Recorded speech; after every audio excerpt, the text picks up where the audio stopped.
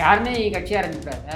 நீயே அதாவது கருணாநிதிக்கு அப்புறம் ஸ்டாலினுக்கு அப்புறம் இந்த உதவாநிதிக்கு அப்புறம் இன்பநிதிக்கு அப்புறம் இன்னொரு துன்பநிதி இதான் இருக்கணுமா?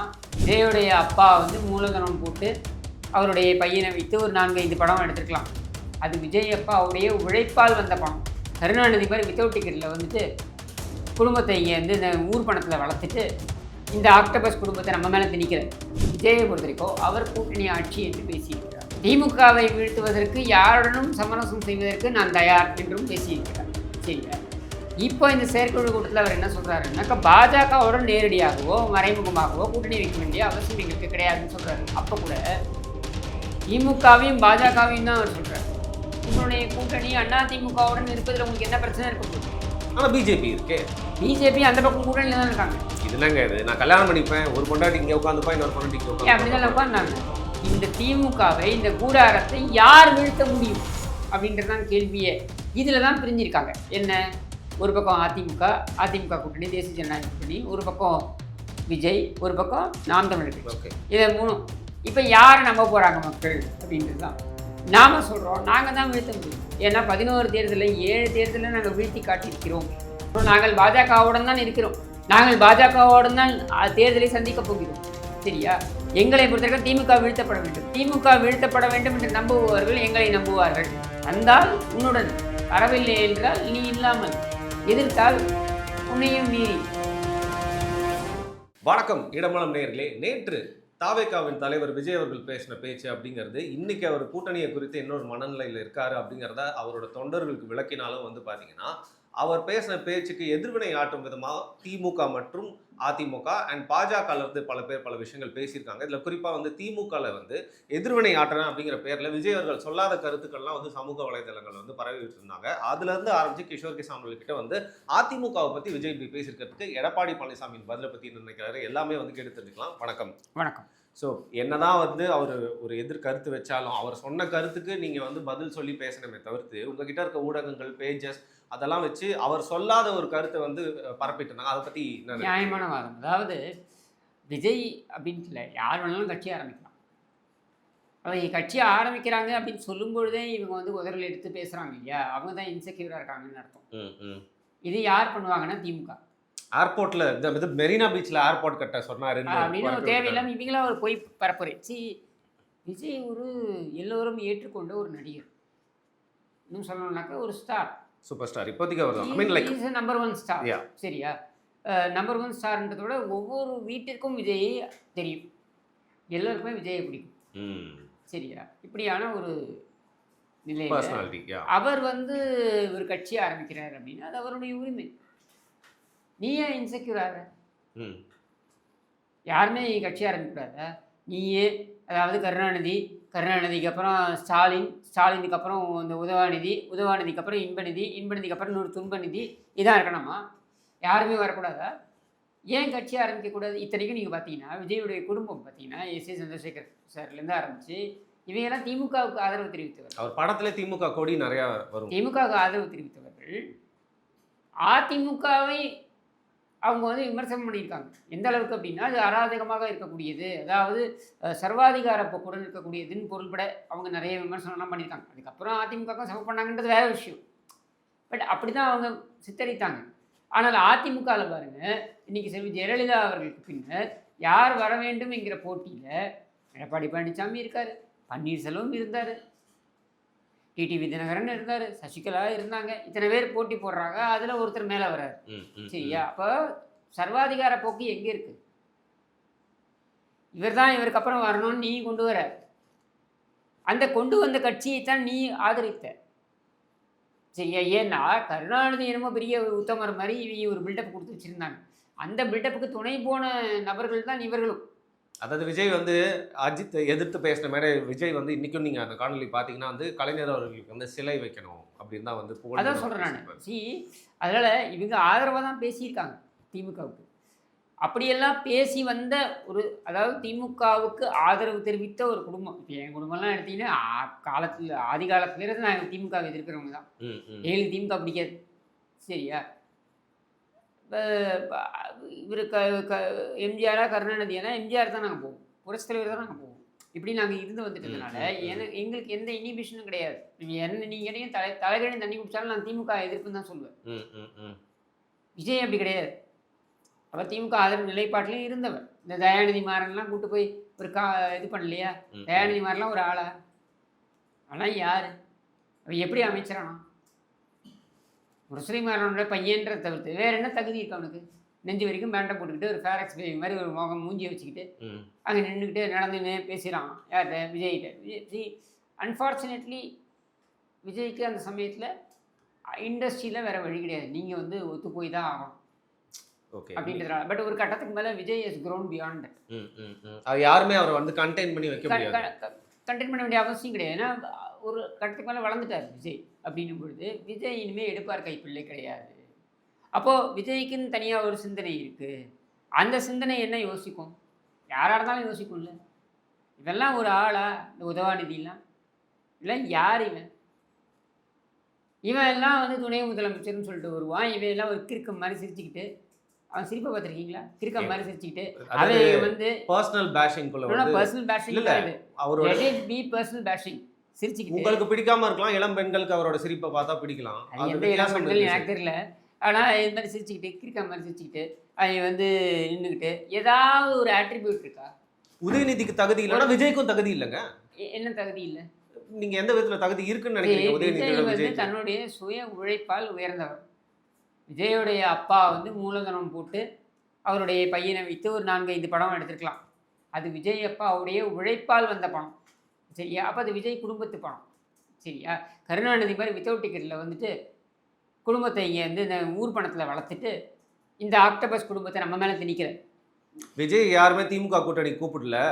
அவரு தான் தேவையில்லாம எங்க கிட்ட வந்து கூட்டணிக்கு வரப்பட்ட சொல்றாரு. கே.என். நேரு சொல்றாரு. யார் இப்ப திமுக கூட்டணி கூப்பிட்டு? நான் என்ன சொல்ல வரேன்னா, விஜய் யாரும் திமுக கூட்டணி கூப்பிடல. ஓகே, விஜய் தான் உங்களுக்கு எதிரின்னு சொல்லிட்டாரு. அப்புறம் நீ என்ன திமுக கூட்டணி கூப்பிடுறது? அப்ப அதிமுக வந்து சீச்சி இந்த படம் புளிக்குது, பாஜக கூட சேர்ந்துருச்சுங்கிறனால இன்னைக்கு அதிமுக விமர்சனம் பண்ணணும்னு வேணும்ட்டே விமர்சனம் பண்ண மாதிரி வைத்தறிச்சல்ல பண்ண மாதிரிலாம் இருக்கு. யாரு? விஜய் தான் சொல்றேன். அவர் விமர்சனம் என்னன்னு வைக்கிறாரு? பாஜகவுடன் அதிமுகவும் திமுகவும் வைப்பது போல நான் கூட்டணி வைக்க மாட்டேன். கூட்டணி வைக்கிறதுக்கு நான் திமுகவும் இல்ல அதிமுகவும் இல்லைன்னு சொல்லியிருக்காரு. அதுல வித்தியாசம் இருக்கு. அதுதான் ஒவ்வொரு கட்சிக்கும் ஒரு நிலைப்பாடு இருக்கும். விஜய்க்கு அந்த நிலைப்பாடு இருந்துட்டு போட்டோமே. இதே ஜூலை 2010 தேமுதிக தீர்மானம் நிறைவேற்றுது. திமுகவும் வேண்டாம் அதிமுகவும் வேண்டாம், கேப்டன் விஜயகாந்த் அவர்கள் தான் முதலமைச்சர் வேட்பாளர் அப்படின்னு 2010 ஜூலை தீர்மானம் நிறைவேற்றுது. இங்கே ஜூனில் வந்து இந்த அம்மா வந்து இதுக்கு போகிறாங்க. கோயம்புத்தூரில் ஒரு இது நடக்குது, பெரிய கூட்டம். அந்த போராட்ட கூட்டத்தில் வரக்கூடிய மோதக்கூடிய அந்த கூட்டத்துக்கு பின்னர் அதுக்கு முன்னாடி செம்மொழி மாநாடு நடைபெற்றது, திமுக நடத்தியது. அந்த காலகட்டத்தில் தேமுதிக இந்த அறிவிப்பை வெளியிடுகிறது. சரியா? அதனால் விஜய் எந்த முடிவு வேணாலும் எப்போ வேணாலும் எடுக்கலாம். எந்த அரசியல்வாதியும் எந்த முடிவு வேணாலும் எப்போ வேணாலும் எடுக்கலாம். இன்னும் 307 என்ன சொல்ல வரீங்கன்னு சொல்லுங்க. அதான் சூசகமாக இல்லை, வெளிப்படையாகவே சொல்கிறேன். 307 நாட்கள் இருக்குது. இந்த 307 நாட்களில் யார் வேண்டுமானாலும் எந்த முடிவு வேண்டுமானாலும் எடுக்கலாம் அரசியல் கட்சிகள். சரியா? ஒன்று திமுக அணி, இன்னொன்று அதிமுக அணி. இப்போ இல்லை தனி இல்லை நாம் தமிழர் மாதிரி தனி. சரியா? நாம் தமிழர் ஒரு அணி, அது தனியாக வச்சுருங்க. தெளிவுபடுத்திட்டாங்க. நாங்கள் எந்த தேர்தலையுமே கூட்டணி வைக்கிறது கிடையாது, இந்த தேர்தலையும் எங்களுக்கு கூட்டணி வைக்க மாட்டோம்னு சொல்லிட்டாங்க. ஸோ அவங்க தனியாக வச்சுருங்க. விஜயை பொறுத்த வரைக்கும் அவர் கூட்டணி ஆட்சி என்று பேசியிருக்கிறார். திமுகவை வீழ்த்துவதற்கு யாருடனும் சமரசம் செய்வதற்கு நான் தயார் என்றும் பேசியிருக்கிறார். சரியா? இப்போ இந்த செயற்குழு கூட்டத்தில் அவர் என்ன சொல்கிறாருன்னாக்கா, பாஜகவுடன் நேரடியாகவோ மறைமுகமாகவோ கூட்டணி வைக்க வேண்டிய அவசியம் எங்களுக்கு கிடையாதுன்னு சொல்கிறார். அப்போ கூட திமுகவையும் பாஜகவையும் தான் அவர் சொல்கிறார், அதிமுகவே சொல்லலை. அப்போ வெளியில் வாங்க நாம வந்து நேரடியாகவும் மறைமுகமாகவும் அப்படின்னு பார்க்கும்பொழுது நாம நேரடியாகவே என்ன சொல்கிறோம்னா, நீ உங்களுடைய கூட்டணி அதிமுகவுடன் இருப்பதில் உங்களுக்கு என்ன பிரச்சனை இருக்க போகுது? ஆனால் பிஜேபி இருக்கே. பிஜேபி அந்த பக்கம் கூட்டணியில் தான் இருக்காங்க. இது என்னங்க இது? நான் கல்யாணம் பண்ணிப்பேன், ஒரு பொண்டாட்டி இங்கே உட்காந்துப்பா, இன்னொரு பொண்டாட்டி இங்கே உட்காந்து அப்படிதான் உட்காந்தாங்க. எங்க திருமாவளவன் 2001 என்ன சொன்னார்? திமுக பாஜகவுடன் கூட்டணி இருக்கிறது, நான் திமுகவுடன் தான் கூட்டணி, பாஜகவுடன் எனக்கு சம்பந்தம் கிடையாது, நான் நேரடியாகவும் மறைமுகமாகவும் பாஜகவை ஆதரிக்க மாட்டேன்னு பாஜகவுடைய போட்டி போடக்கூடிய இடங்களுக்கு அவர் நியாயப்படுத்துறீங்க. நீங்க அது சரி நியாயப்படுத்தல. என்ன சொல்ல வரேன்னா, அரசியல எது வேண்டுமானாலும் நடக்கலான்றதுக்கு இதெல்லாம் உதாரணங்கள். சரியா? விஜய் வந்துதான் ஆகணும்னு நம்ம சொல்லலை. தமிழக மக்களை பொறுத்தவரைக்கும் நான் புரிந்து கொண்ட வரையில் தமிழக மக்களை பொறுத்தவரைக்கும் அவங்க திமுக அகற்றப்பட வேண்டும் என்கிற முடிவுக்கு முழுமையாக வந்து விட்டார்கள். சரியா? இப்போ திமுகவை யார் அகற்றுவார்கள் அப்படின்றது தான் கேள்வி.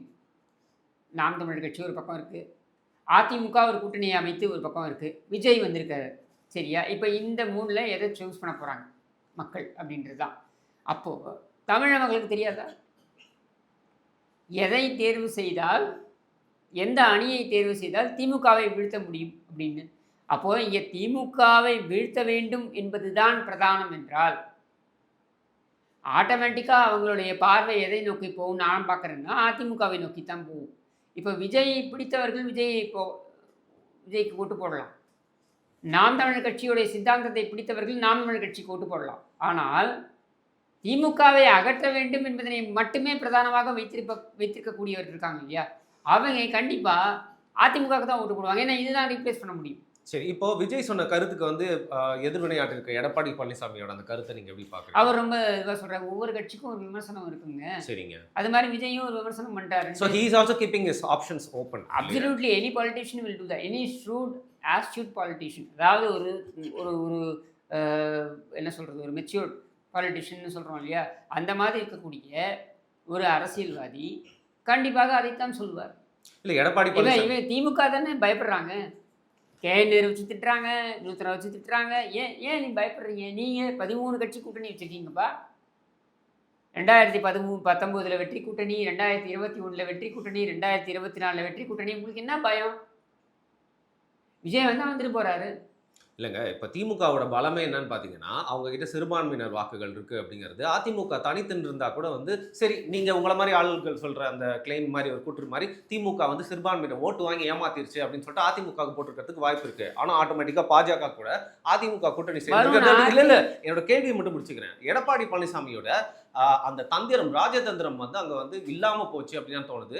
அவர் வந்து பார்த்தீங்கன்னா இன்னும் ஒரு மெச்சூர்டான முடிவு எடுக்கலைன்னா திமுகவை வீழ்த்துறதுக்கு நீங்கள் விஜயை கூட சேர்த்துருந்தீங்கன்னா ஆட்டோமேட்டிக்காக உங்களுக்கு கிறிஸ்டியன் ஓட்ஸ் அண்ட் வட தமிழகத்தில் இருக்க பறையர்களுடைய வாக்குகளும் உங்களுக்கு வந்து சேரத்துக்கான வாய்ப்பு இருக்குது. மாற்று மொழியினரும் அதாவது தெலுங்கு பேச மக்களும் பார்த்தீங்கன்னா வந்து ஓட்டு போடுறதுக்கு வாய்ப்பு இருக்குது. இதை நழுவ விட்டுட்டு திருப்பியும் ஏற்கனவே யார் கூட சேர்ந்து தோத்தோமோ அவங்க கூட போய் சேர்ந்து கூட்டணி வச்சிருக்காங்க. அவங்களுக்காக கிஷோர் கே சாமியால் பாருங்க இன்னைக்கு வரைக்கும் முட்டு கொடுக்க வேண்டிய இருக்குல்ல. சரி, இப்போ நான் பேசலாமா? சொல்லுங்க ப்ளீஸ். கேள்வி முடிச்சிட்டிங்களா? இப்போ நான் என்ன சொல்ல வரேன்னா, 10 ஆண்டுகள் ஆட்சியில் இருந்ததுக்கப்புறம் மிகப்பெரிய அளவில் ஒரு பிரச்சாரம் மேற்கொண்டு அந்த பிரச்சாரத்தின் அடிப்படையில் தான் திமுக ஆட்சிக்கு வருது. எப்போ? 2021. சரியா? அந்த பிரச்சாரம் என்ன? 10 ஆண்டுகள் இவங்க ஆட்சியில் இருந்திருக்காங்க. நாங்கள் வந்துட்டோம்னா தேனாரம் பாலாரம் போடும், ஏகப்பட்ட ப்ராமிசஸ், வாக்குறுதிகள், வர்றவன் போடுறவன் எல்லாருக்கும் வாக்குறுதிகள் இப்படிலாம் கொடுத்து தான் இவங்க வந்தாங்க. அதுவும் எப்படி வந்தாங்க? 4% டிஃப்ரென்ஸ் தான் வந்தாங்க. எல்லோருமே 200 தொகுதிகள் பிடிக்கும் திமுக கூட்டணி, 210 தொகுதிகள் ஜெயிக்கும் திமுக கூட்டணின்னு சொன்ன பொழுது அவர்கள் தொட்டுக்கோ பிழைச்சிக்கோன்னு வந்தாங்க. இந்த 4% இந்த பக்கம் திரும்பி இருந்து வைங்க, ஒரு 3% இந்த பக்கம் திரும்பி இருந்தால் கதையே மாறி இருக்கும். சரியா? 3% கூட வேணாம், 2% இந்த பக்கம் திரும்பி இருந்தால் கூட கதையே மாறி இருக்கும். சரியா? ஸோ அந்த அளவுக்கு தான் அவங்க ஜெயிச்சிருக்காங்க. இது சட்டமன்ற பொதுத் தேர்தல். சட்டமன்ற பொதுத் தேர்தலில் இதான் நிலைமை. இப்போ நீங்கள் இதை பாஜக மேலே பண்ணி சொல்கிறீங்க, நான் பாஜகவெல்லாம் பண்ணி சொல்ல மாட்டேன். ஐயா, பாஜகவால் தோர்த்தது என்றால் பாஜகவால் வெற்றி பெற்ற தொகுதிகளும் இருக்குது. எத்தனை தொகுதி? அதான் மேட்டர். கடைசியில் அதுதாங்க மேட்டர். இல்லைங்க, அவங்க ஜெயிச்ச தொகுதிகள்லையே நிறைய பாஜகவாலையும் ஜெயிச்சிருக்கோம். ப்ளஸ் இன்றைக்கி சவுத் தமிழ்நாடு எடுத்துக்கிட்டிங்கனாக்க பாஜகவுடைய ப்ரெசன்ஸ் இருக்குது பாருங்கள். ப்ரெசன்ஸ் அப்படின்றத விட பாஜகவை விரும்பக்கூடியவர்கள் அப்படின்ற அளவுக்கு மக்கள் மாறி இருக்கிறார்கள். சரியா? ஸோ இதை நம்ம திமுக எதிர்ப்பு வாக்குகள் அப்படின்னு தான் நம்ம பார்க்குறோம். திமுக எதிர்ப்பு வாக்குகள் பிரியக்கூடாது அப்படின்னு பார்க்கும்போது நம்ம பாஜகவை முதல்ல உள்ளே கொண்டு வரோம். அடுத்தது எதெல்லாம் கொண்டு வரலாம் அப்படின்றது திமுக எதிர்ப்பில் நிலைக்கக்கூடிய பாமக, தேமுதிக இவையெல்லாம் கொண்டு வருது எப்படின்னு பார்க்குறோம். பாமக பொறுத்திருக்கா அவங்க குடும்பத்துக்குள்ள பிரச்சனை இருக்குது. அந்த குடும்பத்து பிரச்சனையை முடித்தாலும் கூட அன்புமணி ராமதாஸாக இருக்கட்டும், ஏன் அன்புமணி ராமதாஸே ஓப்பனாக சொல்கிறாரு, என்ன சொல்கிறாரு, திமுக தான் இந்த பிரச்சனையை ஏற்படுத்துது அப்படின்ட்டு. மருத்துவர் ராமதாஸ் என்ன சொல்கிறாரு, அதிமுக பாமக இயற்கை கூட்டணி அப்படி அவர் 2 பேருமே இந்த நிலைப்பாட்டில் தான் இருக்காங்க. ஸோ அது எப்படியா இருந்தாலும் இந்த பக்கம் தான் வரப்போகுதுன்னு நான் பார்க்குறேன். சரியா? தேமுதிக பொறுத்தவரைக்கும் எடப்பாடி பழனிசாமிகிட்ட இன்னைக்கு கேட்குறாங்க. ஏங்க அவங்க கூட்டணிக்கே இல்லைன்னு சொல்கிறாங்களே, கூட்டணியே இல்லைன்னு சொல்கிறாங்களே. அவங்க ஜனவரி அவங்களுடைய மாநாடு நடக்கும்னு சொல்லியிருக்காங்களே. இந்த மாநாட்டில் அறிவிக்க போகிறாங்க. அவங்க ஜனவரியில் மாநாட்டில் கூட்டணி அறிவிக்கிறதுக்கு ஏற்ப நம்முடைய ராஜ்யசபா தேர்வு அப்படின்றது பிப்ரவரியில் வருது. அதை நம்ம பண்ண போகிறோம். அவ்வளோதான். ஸோ இது ரொம்ப நம்ம மைண்டை போட்டு ரொம்ப கன்ஃபியூஸ் பண்ணிக்க வேண்டிய அவசியமே கிடையாது. ரொம்ப இயல்பாகவே நாம் பார்க்கக்கூடியது அதிமுக, பாஜக, பாமக, தேமுதிக. சரியா? வாயை கட்டுப்படுத்தினால், திரும்பி சொல்கிறேன், வாயை கட்டுப்படுத்தினால் தினகரன். சரியா? இந்த கூட்டணி மட்டுமே போருமே. என்ன பெரிய திமுக கூட்டணி? உனக்கு மேண்டேட் போயிடுச்சு. அப்ப தைரியமா விஜயும் தேவையில்ல, விஜய் எல்லாமே ஜெயிப்போம்னு சொல்லுங்க. ஏங்க நம்ம சொல்லணும்? சொல்ல முடியலையே. ஏன் நம்ம சொல்லணும்? எந்த அரசியல்வாதியும் இங்க பேசுற உங்களாலையும் சொல்ல முடியல, எடப்பாடி எந்த பழனிசாமி அரசியல்வாதியும் சொல்லக்கூடாதுங்க. நாம ஏன் சொல்லணும்? தேர்தலை எதிர்கொண்டு இருக்கும் பொழுது ஒவ்வொரு ஓட்டும் நமக்கு முக்கியம். இவர் வேண்டாம், அவர் வேண்டாம், நாம ஏன் சொல்லணும்? வந்தால் உன்னுடன், வரவில்லை என்றால் நீ இல்லாமல், எதிர்த்தால் உன்னையும் மீறி நாங்கள் ஜெயிக்க போகிறோம். அவ்வளோதான். அப்படி தான் பேசணுமே தவிர்த்து நீங்கள் வரமாட்டான், நீங்கள் வரமாட்டான் நாங்கள் சொல்லுவோம். நாங்கள் ஏன் சொல்லணும்? சரி, இப்போது Prashant Kishor he was seen as a very big powerful factor 2021 திமுகவோட வெற்றிக்கு வந்து பார்த்திங்கன்னா யூடியூபர்கள் பல பேர் வந்து பொறுப்பேற்றுக்கிட்ட மாதிரி, அதே மாதிரி ஒரு ஸ்ட்ராட்டஜிஸ்ட்டாக அவரும் வந்து பொறுப்பேற்றுக்கிட்டாரு. அந்த வகையில் இப்போ வந்து விஜய் கூட சேர்ந்து பயணிப்போம், விஜய் வந்து பிரதர் இன் ஆர்ம்ஸ் அப்படிலாம் சொன்னார். ஆனால் அதுக்கப்புறம் வந்து பார்த்திங்கன்னா பல விஷயங்கள் பிரசாந்த் கிஷோரோட வாழ்க்கையிலையும் வந்து தடம் மாறி போயிடுச்சு. எல்லாமே வந்து பார்த்திங்கன்னா தலைகீழாக மாறிடுச்சு. இன்னைக்கு பிரசாந்த் கிஷோர் வந்து அந்த அட்வைசர் அப்படிங்கிற பொறுப்புலேருந்து வந்து அவரே விலகியிருக்காரு. இதை நீங்கள் எப்படி பார்க்குறீங்க? உனக்கு இந்த அட்வைசர் பொறுப்பை யார் கொடுத்தது? இல்லை, ஒரு பெரிய அமௌண்ட் ஆஃப் மணியும் வந்து விஜய் வாங்கிட்டு போயிட்டாருன்னு சொல்லுங்க. விஜய் எப்படி கொடுத்தாரா? நீ ஒரு பொறுப்பை வச்சுக்கிட்டு நீ இதுலேருந்து விலகிறேன்னு சொன்னான்னா யார் கண்டுப்பாங்க? பிரசாந்த் கிஷோரால் திமுக ஜெயிக்கலைங்க. சரியா? பிரசாந்த் கிஷோரை வச்சுக்கிறது நமக்கு பெனிஃபிட்டு அப்படின்னு நினச்சி இவங்க கூப்பிட்டு வந்தாங்க. சரியா? அவராலலாம் ஜெயிக்கலை. நம்பர் 1 நம்பர் 2ங்க. நம்பர் 1 கட்சி அதிமுகவா இன்றைக்கி இருந்தது. நம்பர் 2 கட்சி என்ன? திமுக.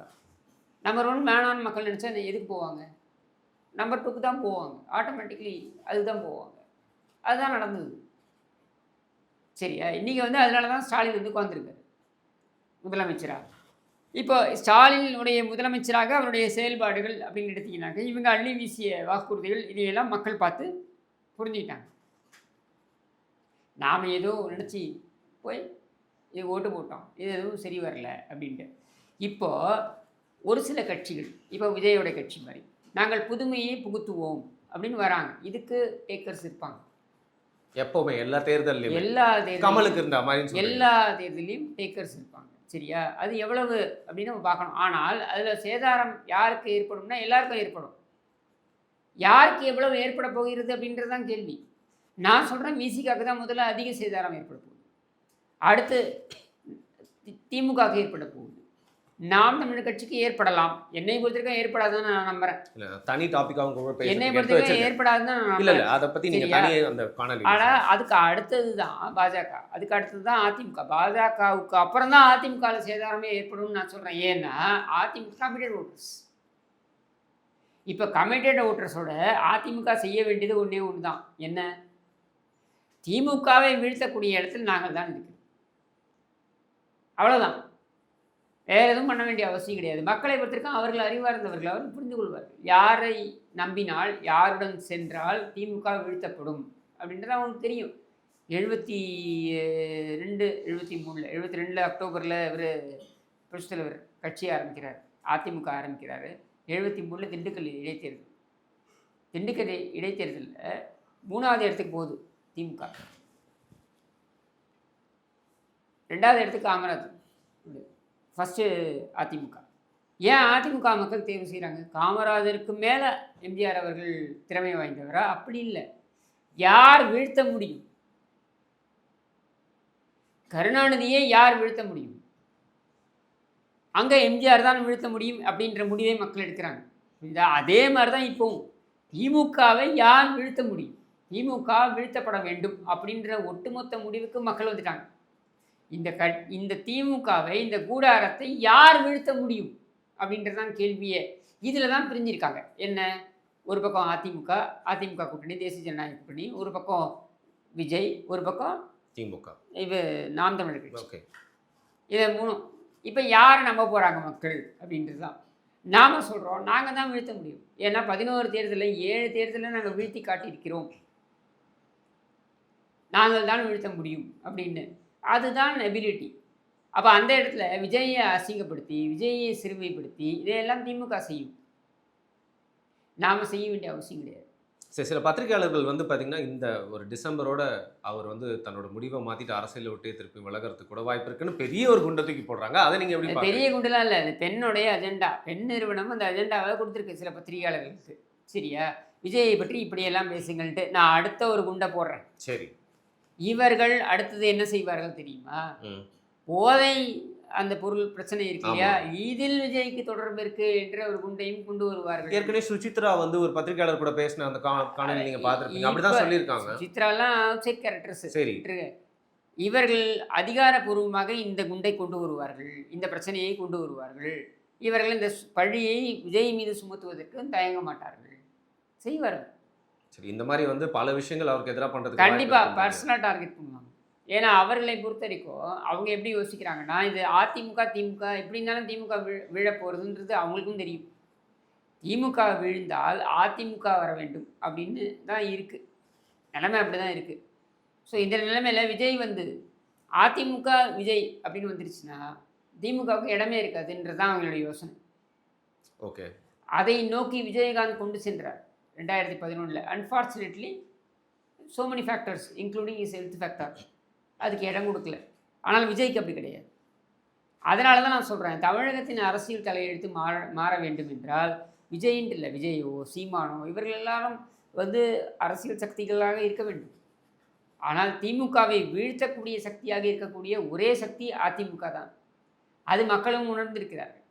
அதனால் இதை பார்த்து நம்ம பயப்பட வேண்டிய அவசியம் கிடையாது. விஜய் அவங்க சொல்கிற மாதிரி, அவங்க சைடு சொல்கிற மாதிரி 23% எடுக்கிறாங்க. நீங்கள் எங்கேருந்து எடுப்பார்? எங்கேருந்து எடுப்பார்? இல்லை, அப்படி 23% நீங்கள் சொல்கிற மாதிரி எடுத்தாலும் அவங்க சொல்கிற நான் அவங்க யார் ஆட்சி அமைக்கலாங்கிறதுக்கு உதவுறதுக்கு ஒரு இடத்துல வந்து அதுதாங்க. யாருடைய ஓட்டு எடுக்கிறாரு? திமுக எதிர்ப்பு ஓட்டு தான். திமுக எதிர்ப்பு ஓட்டுன்னு நீங்கள் சொல்கிறீங்க, நான் திமுக ஓட்டே எடுக்கிறாருன்றேன். சரி, திமுக ஓட்டே எடுக்கிறாரு. அதனால தானே இவங்க பயப்படுறாங்க. திமுக எதிர்ப்பு ஓட்டை விஜய் எடுக்கிறாருன்னா இவங்க இவ்வளோலாம் குதிக்க வேண்டிய அவசியமே இல்லையே. திமுக எதிர்ப்பு ஓட்டு கிடையாது. Vijay is actually taking DMK votes. விசிகாவோட வாக்குகள், டிஎம்கேவோட வாக்குகள், இதை தான் அதிகமாக எடுக்கிறார். அதனால தான் இவங்க பாஜகவுடைய பி டீம்னு சொல்லிட்டு இருக்காங்க. நாங்கள் சொல்கிறோம், நாங்கள் பாஜகவுடன் தான் இருக்கிறோம், நாங்கள் பாஜகவுடன் தான் தேர்தலை சந்திக்கப் போகிறோம். சரியா, எங்களை பொறுத்தவரைக்கும் திமுக வீழ்த்தப்பட வேண்டும், திமுக வீழ்த்தப்பட வேண்டும் என்று நம்புபவர்கள் எங்களை நம்புவார்கள் அப்படின்றத நாங்கள் நம்புகிறோம். அவ்வளவுதான். நாங்கள் ஏன் விஜய் விரோதியாக நினைக்கிறோம்? சரி, இப்போ விரோதியாக நினைக்கலான்ட்டீங்க. You're also keeping your mind open and options open. உங்கள் தலைவர் எனி பொலிட்டிஷியன், எந்த அரசியல்வாதியாக இருந்தாலும் ஆப்ஷன் ஓப்பனாக தான் வைக்கணும். ஏன் தெரியுமா? நீ வந்தால் உன்னுடன், வரலன்னா நீ இல்லாமல், எதிர்த்தால் உன்னையும் மீறி. சரியா, நம்மை பொறுத்த வரைக்கும் விஜய் வந்தால் வேல்யூ அடிஷன், விஜய் வரலனாலும் நமக்கு ஒன்றும் டேமேஜ் கிடையாது. சரி, கடைசியாக நீங்கள் ஒரே வார்த்தையில் ஒரு பதில் நீங்கள் வந்து நினைக்கிறீங்களா, ஆமாவா இல்லையான்னு சொல்லுங்கள். விஜய் கூட இருக்கிறவங்க அவர் வந்து தவறாக வழி நடத்துகிறாங்க அப்படிங்கிறது ஒரு பெரிய ப்ரொபகேண்டாவாக வந்து பரப்பப்படுதா, இல்லை உண்மையான தகவல் நீங்கள் நினைக்கிறீங்களா? ஏங்க, அவர் அரசியலுக்குள்ளே வரணுன்றது அவருடைய சுயமான முடிவுங்க. சரி, அவருக்கு வந்து நீங்கள் வெளியில் பார்க்கக்கூடிய ஜான ஆரோக்கியசாமி, புஷி ஆனந்த், அப்புறம் இவர் ஆதவ் அர்ஜுன், அப்புறம் இந்த மாதிரிலாம் இருக்காங்கன்னு அவங்க சொல்கிறாங்க. இவங்க எல்லாருமே வந்து அவங்களுடைய ஆலோசனைகளை அவரிடம் வழங்கி கொண்டிருக்கலாம். ஆனால் அரசியலுக்கு வர வேண்டும் என்பது அவருடைய சுயமான முடிவு. அதுக்கப்புறம் தான் இவங்க எல்லாரும் வராங்க.